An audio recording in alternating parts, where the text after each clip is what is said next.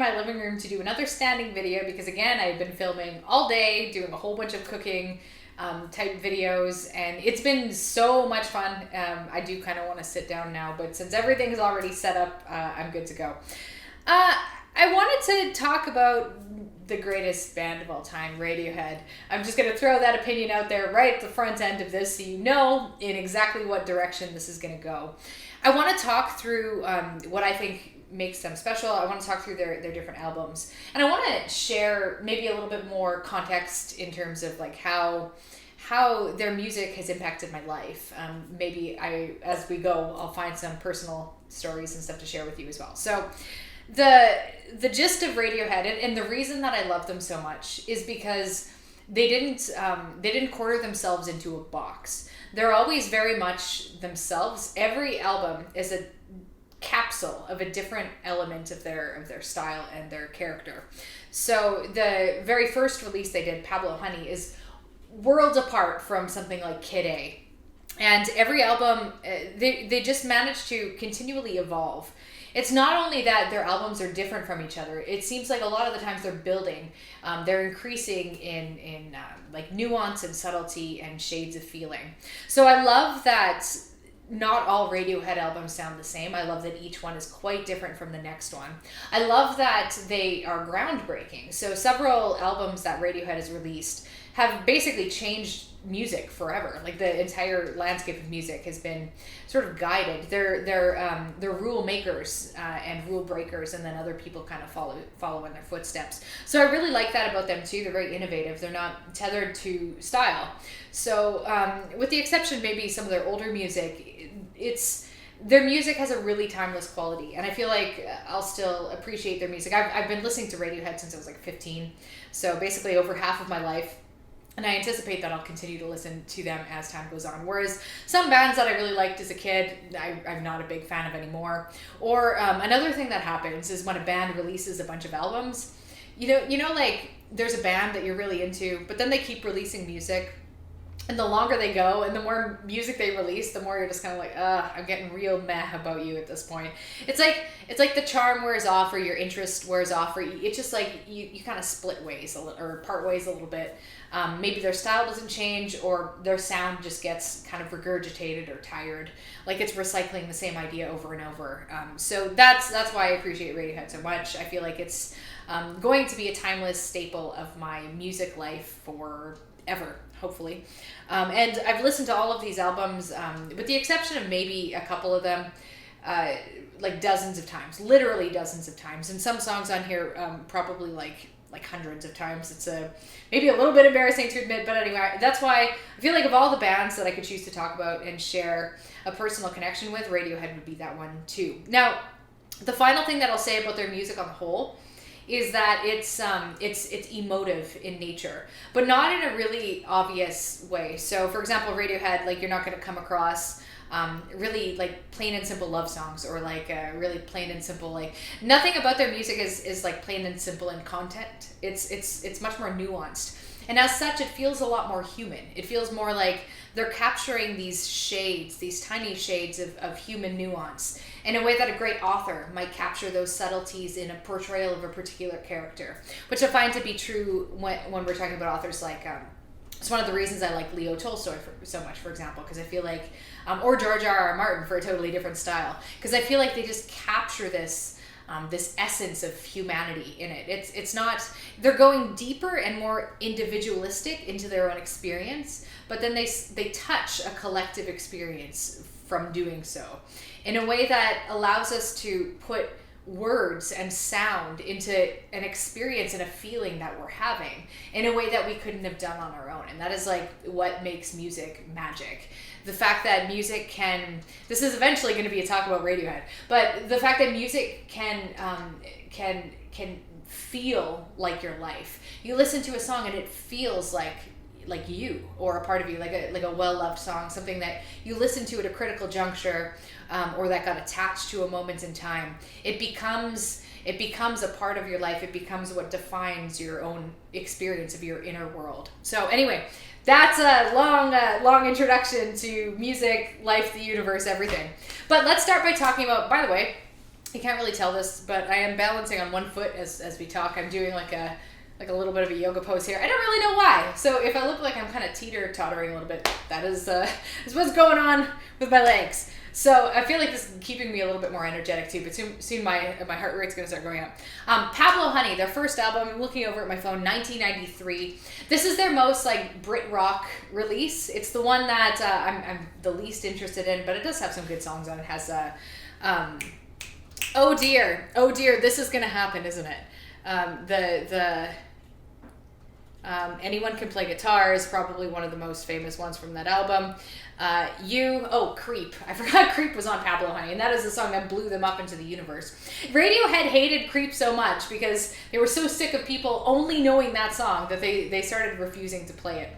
So, I don't have a lot of feelings about Pablo Honey. It just, it was like their first foray. But then they really hit on something with their next album, The Bends. And The Bends is an album that many of my friends are like, Radiohead was all downhill after The Bends. The Bends was the pinnacle. What The Bends did was capture this Brit rock sound, but in a way that the songs are just so good. You have Bulletproof, I Wish I Was, you have Street Spirit, you have Fake Plastic Trees. Basically, like most of the Radiohead songs that people know and that have been on the radio are on this album. High and Dry, another very good one. But this is still them very much tethered to their youthful Brit rock sound. Fake Plastic Trees, you guys. There's something about that song. Every time I listen to it, it is one of the best songs that they've ever written. But where we really start getting into Radiohead and where it started to kind of attached to my life is once we get into OK Computer. Now, OK Computer changed music. It took the art form of rock music and it elevated it. It took it, they incorporated lots of new elements of like synth and stuff like that, lots of layering in a way that hadn't really been done in such a sophisticated way. I mean, you could argue that other like more electronic bands were doing electronic music pretty sophisticated by that point, which is true, but it had never really been so blended in rock music. They took like the good aspects of electronic music, just tasteful touches of electronic, and added it to rock, and everything got elevated, and music forever changed afterwards. OK Computer, like I remember, I bought it at Christmas time, and I think it was like 2004, and I feel like I was like just, you know, a typical teenager. I basically avoided my family and was so sucked into this album. I just listened to it over and over and over on my headphones. The best song on OK Computer, hands down, actually, the whole, like the last 3 or 4 songs I'll listen to over and over, but Lucky. It's like the nicest, most optimistic song that they've ever written. And it's got like this mellow vibe, but it's so triumphant. Absolutely stunning song. And then The Tourist, which is the very last track on the album, also just gorgeous. Hey Man, Slow Down, Idiot, Slow Down. It's just like perfection. Often regarded as one of the greatest albums of all time. So it is somewhat of a conventional choice for me to be praising it so heavily, but it's well-earned praise. And they made a really cool move after OK Computer. What they did is they did a total pivot. So what the music world might have been expecting from them, and everyone's eyes were on them after OK Computer because it made such a mark, it had such a deep impact, it blew people away. So they were under the microscope for their next release, and they could have done something similar, but they actually pivoted totally away from the hooks of their previous album, and they went and created Kid A, which is almost entirely electronic, and still has like a little bit of a poppy backdrop, but it loses a lot of the hookiness, like the kind of like conventional radio style music that they were already starting to shed by OK Computer. They went totally around, and Kid A is a masterpiece in for a totally different reason. It has so much color and substance. It has really great songs like this is the album you listen to when you're driving at night, by the way. Everything in Its Right Place, which is the opener, in a really unusual time signature. They've got upbeat pieces like Optimistic. Why am I saying pieces? Songs like Optimistic and Idiotech. Idiotech is a really cool song to watch them play live. It's got that killer drum beat. And Kid A also has the saddest song of all time, called How to Disappear Completely. If you've never heard it, you are in for some tears. It is sweeping. I'm not here. This isn't happening. Yeah, that's the song you listen to when you're really in the darkness. And Radiohead just gives you a soundtrack for that experience. And then we have the album that I kind of ignored. After Kid A, they did Amnesiac. I wasn't as into Amnesiac. They went way more abstract with it, way less textured. It was sort of like simpler electronic. No, it wasn't simpler. It was more like less layering, and it felt like more of a concept album anyway. But Amnesiac does have a really cool song. It has Pyramid Song, which every time that comes on, Pyramid Song just kind of just like stops me. And I don't know how to explain this, but hopefully if you love music, this makes sense to you. But when I listen to Pyramid Song, I feel like myself. Like it feels like I return to my own body. So if I was kind of like diffused and, we get kind of scattered and we detach from our experience of life, it's like our consciousness kind of gets all over the place. But then it sort of brings me back. And then I'm here. And then all of a sudden, I'm seeing clearly. It's like my lens is focused again, not diffused, not blurred. It's sharp. So I love that I can listen to a song that reconnects me to myself. And Pyramid Song is one of those. I have no idea why.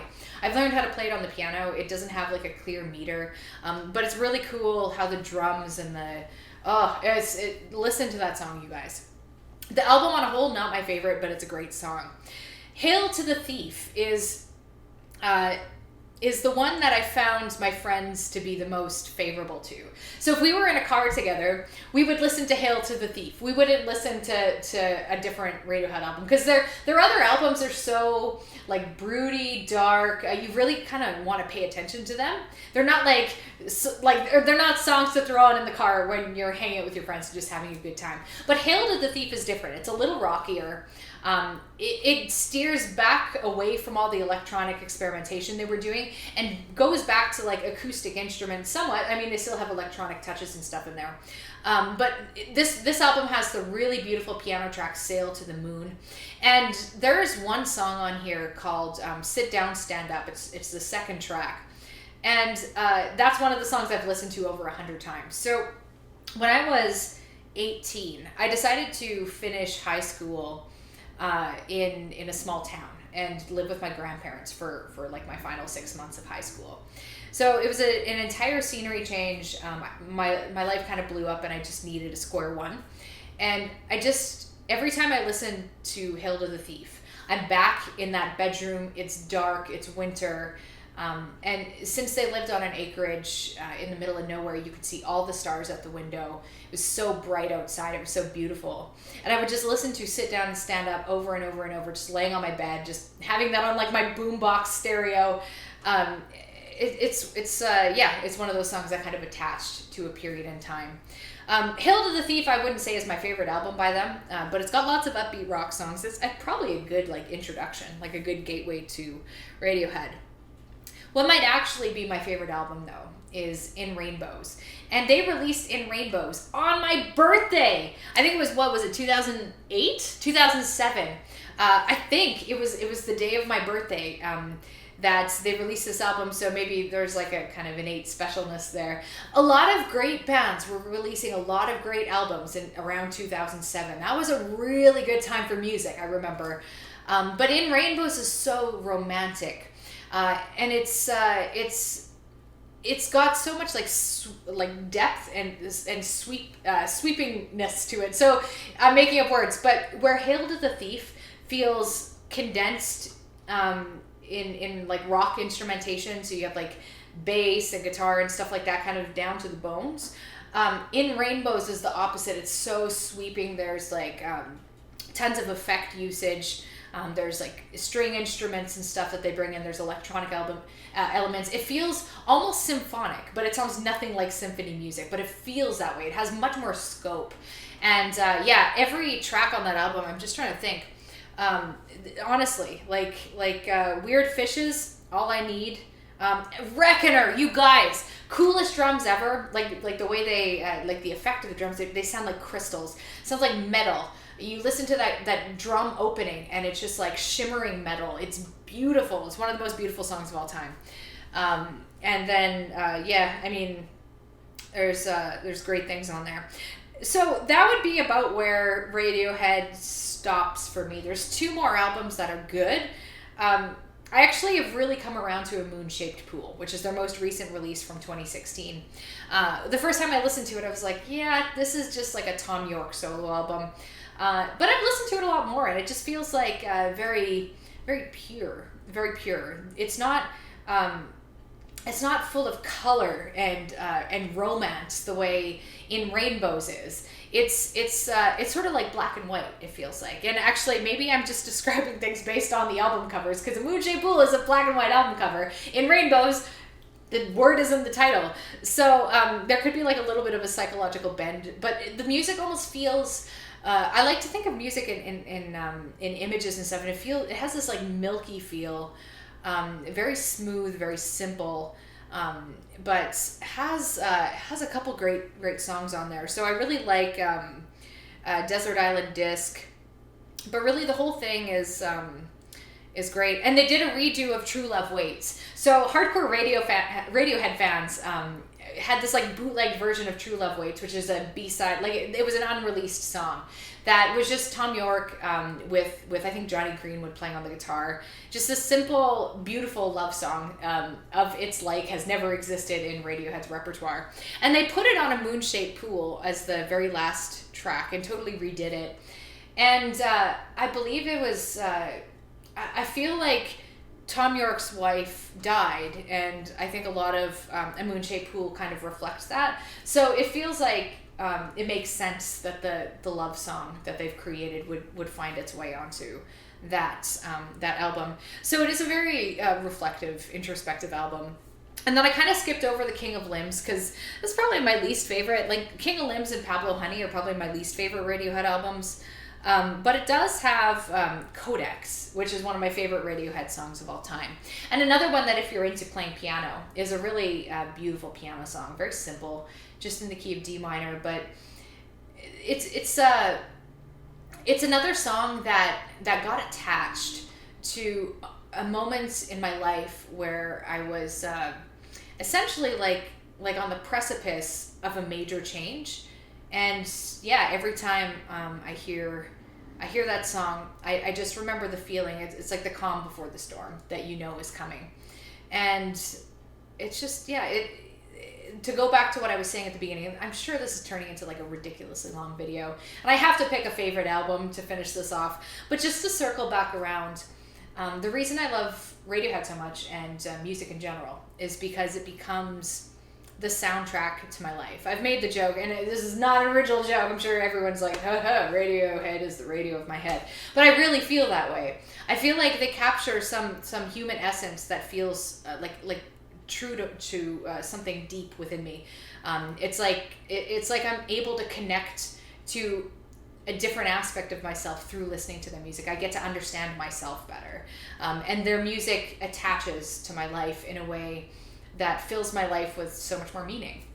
So, favorite album, let's go there. OK Computer had the most impact in my life, is the one I've listened to the most. In Rainbows is probably my favorite. I like romantic music. And I think those would be my choices. Kid A, I've also listened to a substantial amount of times, but it would probably be number 3 out of those choices. So anyways, let me know if you've watched this video, how you feel about Radiohead, if you have any favorites of your own, or if I'm just like a crazy person to do a like long, giant video on this. But I'd love to know, yeah, what's your favorite Radiohead album, favorite song that you like, and I'll catch you tomorrow with a non-musical discussion. Bye, guys.